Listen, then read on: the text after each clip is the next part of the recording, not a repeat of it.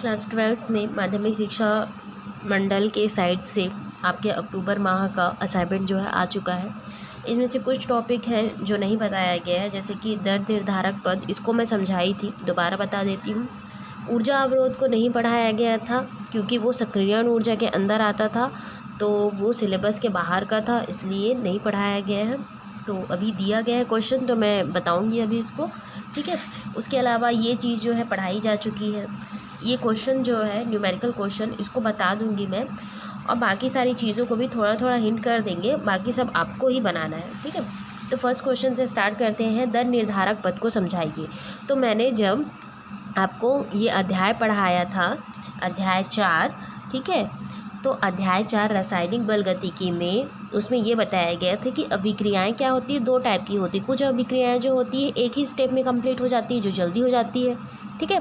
कुछ अभिक्रियाएं ऐसी होती है जो 2 या 3 स्टेप में कंप्लीट होती है, ठीक है। क्यों होती है? जो अभिक्रियाएं जल्दी कंप्लीट हो जाती है या केवल एक स्टेप में कंप्लीट होती है, उसका कारण क्या होता है कि उसमें जो अभिकारक होते हैं उनकी संख्या कम होती है, 1 या 2, ठीक है। 2 अभिकारक होते हैं जो आसानी से एक ही स्टेप में और जल्दी से क्रिया कर लेते हैं। लेकिन जब अभिकारकों की संख्या 4 हो, 5 हो, तो क्या होता है, दिक्कत होता है, क्योंकि एक साथ अणु जो है टकरा नहीं पाते हैं, और टकरा नहीं पाते हैं तो क्रिया संपन्न ही नहीं हो पाएगी, ठीक है। तो उसके कारण क्या होता है कि अभिक्रिया जो होती है अलग अलग स्टेप में कंप्लीट होती है। तो वो अलग अलग स्टेप क्या होते हैं, कुछ वाले होते हैं, फर्स्ट अगर स्टेप हुआ तो वो फास्ट होगा, दूसरा स्टेप हुआ तो वो स्लो होगा, ठीक है। इसको मैंने पढ़ाया भी था, और इसमें मैं ये भी बताई थी कि दर निर्धारक कौन सा होगा, जो अभिक्रिया का वेग को निर्धारित करेगा। तो जो सबसे स्लो वाला रिएक्शन होता है, ठीक है, मंद गति वाला, वही क्या करता है, दर को निर्धारित करता है, ठीक है। तो इसमें आंसर में क्या लिखना है मैं बताती हूँ। ये देखिए, जटिल अभिक्रियाएं कई पदों में होती हैं, इनमें से कुछ तीव्र एवं कुछ मंद होते हैं। कोई अभिक्रिया सबसे मंद पद में पूर्ण हुए बिना पूरी नहीं हो सकती है, अतः वह मंद पद ही उस अभिक्रिया का क्या होता है, वेग निर्धारक। वेग निर्धारक मतलब दर निर्धारक पद है, ठीक है। इसको आपको क्या करना है, एग्जाम्पल के थ्रू बताना है, ठीक है। ये इतना आपको लिखना है, उसके बाद आपको ये एग्जाम्पल जो मैं बताई भी थी उसको बताना है। फिर लास्ट में क्या करना है, जो समीकरण नंबर 1 है वो कैसा है, मंद पद है, जो क्या कर रहा है, वेग को निर्धारित कर रहा है, जिसमें आणविकता 2 होगी, ठीक है। इसमें देखिए कितनी आणविकता है, फर्स्ट वाले में ये वाला पहला अणु, ये वाला दूसरा अणु, तो इसकी आणविकता कितनी है, 2 आणविकता है, ठीक है। तो आपको पहले वाले आंसर में यहाँ से लेके यहाँ तक, फिर उसके बाद उसको इस उदाहरण के द्वारा, यहाँ से फिर ये उदाहरण के द्वारा यहाँ तक लिखना है, ठीक है। फर्स्ट क्वेश्चन जो है सॉल्व हो गया। इसको मैं पहले भी पढ़ा चुकी हूँ कि दर निर्धारक या वेग निर्धारक कौन सा पद होता है जो सबसे ज़्यादा स्लो होता है, ठीक है। तो इसको मैं दोबारा नहीं बताऊँगी, ठीक है, इतना है। अगला क्वेश्चन है, ऊर्जा अवरोध क्या है, चित्र बनाकर बताइए। ये दोनों में 2-2 नंबर का है, ठीक है, ये 2 नंबर का और ये 2 नंबर का, इसलिए बहुत ज़्यादा तो लिखना नहीं है। देखिए, ऊर्जा अवरोध वाले में आपको क्या लिखना है, यहाँ पे आपको लिखना है कि अभिकारक के अणु आपस में टकराकर सक्रियत होते हैं, ठीक है। मान लीजिए यहाँ पे 2 अभिकारक के अणु हैं, आपस में क्या करेंगे, टकराएंगे, टकरा के क्या करेंगे, आपस में एक संकुल का निर्माण करते हैं, ठीक है, एक यौगिक का निर्माण करते हैं, ठीक है। तो यहाँ पे वो जब टकराएंगे और सक्रियत संकुल में तब तक परिवर्तित नहीं होंगे जब तक कि इनमें इतनी ऊर्जा ना आ जाए कि वो ऊर्जा अवरोध को पार कर सके, ठीक है। ये दोनों आपस में टकराए, आपस में टकराने के बाद यहाँ पे एक संकुल का निर्माण होता है, ठीक है। यहाँ पे बीच में क्या होता है, यहाँ पे देखिए, यहाँ पे लिखा है ना सक्रियत संकुल, तो यहाँ पे एक संकुल का निर्माण होता है, और वो निर्माण तब तक नहीं परिवर्तित हो सकता जब तक कि उसमें इतनी ऊर्जा ना आ जाए कि वो इस अवरोध को पार कर ले। ये क्या है, एक बैरियर टाइप का है, या ब्रेकर समझ लीजिए आप। तो इन अणुओं को क्या करना पड़ता है, इस ब्रेकर को पार करके सक्रियत संकुल बनाना पड़ता है, और फिर वो किस में बदल जाता है, फिर उत्पाद में बदलता है, ठीक है। तो आपको आंसर यहीं से लिखना है कि अभिकारक के अणु आपस में टकरा कर सक्रियत संग्रहित संकुल में तब तक परिवर्तित नहीं हो सकते जब तक उनमें इतनी ऊर्जा ना हो जाए कि ऊर्जा अवरोध को पार करके उत्पाद में परिवर्तित हो सके। ठीक है, अभिकारक जब तक इस शिखर तक नहीं पहुंचते, ठीक है, ये जो अभिकारक हैं जब तक इस शिखर तक नहीं पहुंचेंगे तब तक वे संग्रहित संकुल नहीं बना सकते और उत्पाद में परिवर्तित नहीं हो सकते। फॉर एग्जाम्पल यहाँ पे ये दिया गया है कि हम किसी पहाड़ी के शिखर पर पहुँचे बिना, आपको अगर पहाड़ी को पार करना है, आर पार जाना है, तो जब तक आप उसकी शिखर पे नहीं पहुँचोगे, सबसे ऊंची वाली चोटी पे नहीं पहुँचोगे, आप उस पहाड़ के दूसरे साइड भी नहीं जा सकते। ठीक है, अब यहाँ पे मान लो आप ये बोलोगे कि हम इधर से चले जाएंगे, तो इधर में मान लो मैंने पानी डाल दिया। ठीक है, तो कहने का मतलब ये है कि जब तक अभिकारक के इतनी ऊर्जा नहीं आ जाती है कि वो ऊर्जा अवरोध को पार कर सके, तब तक वो संग्रहित संकुल नहीं बना सकता है, और जब अगर वो संग्रहित संकुल नहीं बना पाएगा तो वो उत्पाद में भी नहीं बदल पाएगा। ठीक है, तो आपको लिखना बस यहाँ तक है। ठीक है, और उसके साथ साथ ये चित्र भी बनाना है। ठीक है, ये वाला जो चित्र है आपको इस तरह से पूरा बनाना है, यहाँ से यहाँ तक। ठीक है, और बाद अगला जो हमारा क्वेश्चन है, सिद्ध कीजिए कि शून्य कोटि की अभिक्रिया का अर्धायुकाल अभिकारक के प्रारंभिक सांद्रण के समानुपाती होता है। तो मैंने इसको बता दिया है। इसमें आपको शून्य कोटि की अभिक्रिया के लिए अर्धायुकाल का व्यंजक को निकालना है। ठीक है, कैसे लिखोगे उसको बहुत अच्छे से लिखोगे कि शून्य कोटि की अभिक्रिया का अर्धायुकाल अभिकारक की प्रारंभिक सांद्रता के समानुपाती होता है। उसके बाद यहाँ पे अर्धायुकाल की परिभाषा देनी है, इसको इससे प्रदर्शित करते हैं। फिर जो पूरा तरह से जो व्यंजक होता है उसको बताना है। ठीक है, यहाँ पे K0 इसलिए है क्योंकि हम शून्य कोटि की अभिक्रिया के लिए कर रहे हैं, इसलिए K0 लगाया गया है। ठीक है, प्रथम कोटि के लिए अभिक्रिया के लिए करते तो यहाँ पे 1 लगा देते, पर शून्य कोटि के लिए इसलिए यहाँ पे 0 रहेगा। ठीक है, उसके बाद आपको ये आगे का समीकरण है। ठीक है, ये पहला, दूसरा, ये आगे का समीकरण, इसको मैं ऑलरेडी बता चुकी हूँ। फिर लास्ट में आपको इस तरह का भी बनाना है क्योंकि समानुपाती पूछा है, इसलिए फिर आपको ये लिखना है कि समीकरण से स्पष्ट है कि प्रथम कोटि, सॉरी यहाँ पे प्रथम नहीं रहेगा, यहाँ पे क्या रहेगा, शून्य रहेगा। ठीक है, यहाँ पे गलती से लिखा गया है, यहाँ पे क्या रहेगा, शून्य कोटि के अभिक्रिया का अर्धायुकाल अभिकारकों की प्रारंभिक सांद्रता के समानुपाती होता है, अर्थात शून्य कोटि की अभिक्रिया का अर्धायुकाल अभिकारकों की प्रारंभिक सांद्रता पर निर्भर करता है। ठीक है, फिर इतना आपको लिखना है। अगला क्वेश्चन क्या है, प्रथम कोटि की अभिक्रिया का अर्धायुकाल 15 मिनट है। इस अभिक्रिया के 90% पूर्ण होने में लगने वाला समय की हमको गणना करनी है। ठीक है, तो इसको देखते हैं कैसे गणना करें। ठीक है, तो हम एक अभिक्रिया मान रहे हैं जिसमें R एक अभिकारक है और P क्या है, एक उत्पाद है। ठीक है, सबसे पहले जब स्टार्टिंग पॉइंट रहता है, ठीक है, अभिक्रिया का जो प्रारंभिक पद रहता है उसमें t = 0 मान लेते हैं, तब क्या हो जाएगा, अभिकारक A होगा और प्रोडक्ट क्या होगा, 0 होगा, क्योंकि अभी ये शुरुआत हुआ है, ये जो अभिकारक है अभी प्रोडक्ट में नहीं बदला है, इसलिए यहाँ पे 0 है। ठीक है, जब t टाइम पे, यहाँ पे 1 लिखा गया है, ये जब t टाइम पे अगर कोई अभिकारक जो है उत्पाद में परिवर्तित हो गया तो ये अभिकारक की सांद्रता क्या हो जाती है, कम हो जाती है, इसलिए क्या हो जाएगा, A - X हो जाएगा। ठीक है, इसको मैं पहले भी एक्सप्लेन कर चुकी हूँ।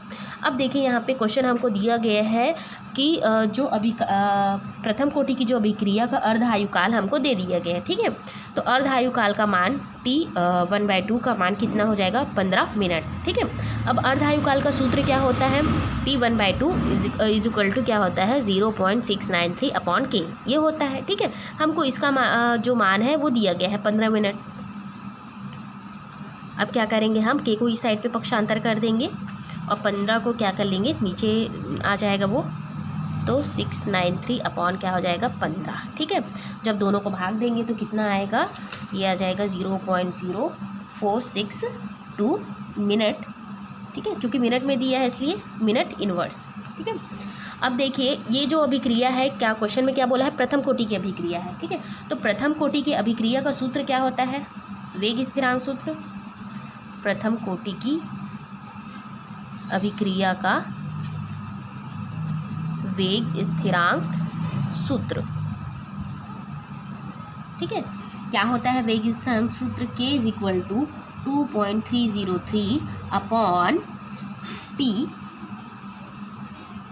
log A/A-X ये होता है। ठीक है, ये हम निकाला भी है, आप अपनी कॉपी में देखिएगा। ठीक है, हमको क्या बोला गया है क्वेश्चन में कि हमको T को ज्ञात करना है। ठीक है, जो अभिक्रिया जो है कंप्लीट होगा 90%, तो हमको T को निकालना है। तो हम अभी क्या हो जाएगा हमारा फॉर्मूला, T = 2.303/K log ए माइनस एक्स, ये हो जाएगा। ठीक है, हम इस फॉर्मूले में क्या करेंगे, पुट करेंगे। ठीक है, अब देखिए यहाँ पे आपको ए का मतलब क्या होता है ये बता देते हैं। ठीक है, ए इज इक्वल टू होता है अभिकारक की प्रारंभिक सांद्रता। ठीक है, और x मतलब क्या होता है, अभिकारक की उत्पाद में परिवर्तित हुई मात्रा। ठीक है, अब हमको क्वेश्चन में बोला गया है कि जो अभिक्रिया है वो 90% कंप्लीट हो रही है। ठीक है, 90% कंप्लीट होने में कितना समय लगेगा, तो 90% पूर्ण होने में तो x बराबर क्या हो जाएगा, हम इसका 90% निकाल लेंगे तो 90 अपॉन क्या हो जाएगा 100। ठीक है, 90% निकाल रहे हैं, 0 0 कैंसिल हो गया, तो x बराबर क्या आ जाएगा 9/10 ए। ठीक है, क्योंकि ये ए ही है जो किस में बदल रहा है, x में बदल रहा है। ठीक है, ये जो ए है वो किस में बदलेगा, x में बदलेगा, इसलिए यहाँ पे ए रखें। ठीक है, अब हमको सारी चीज़ों का मान मिल चुका है, इसलिए हम अपने फॉर्मूले पे, ये वाले फॉर्मूले पे पुट करेंगे। ठीक है, हमने फॉर्मूला में पुट कर लिया, t is equal to 2.303 upon 0.0462, ये वाला जो है हमारा k का मान आया है ना।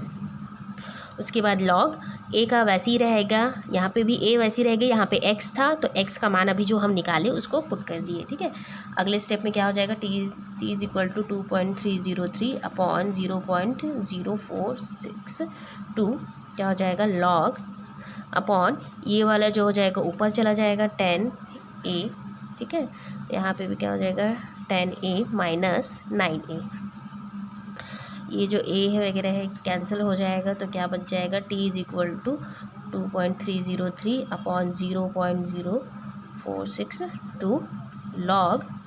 ठीक है, यहाँ पे क्या बच गया 10/9 में 10 में से 9 गया तो 1। ठीक है, अब यहाँ पे आपको log 10 की वैल्यू को कर देना है पुट। ठीक है, फिर उसके बाद आपको खुद से ही सॉल्व कर लेना है, क्योंकि इसके बाद बहुत इजी है, आप इसको डिवाइड करोगे फिर उसके बाद log 10 की वैल्यू से उसको इंटू कर दोगे, है ना।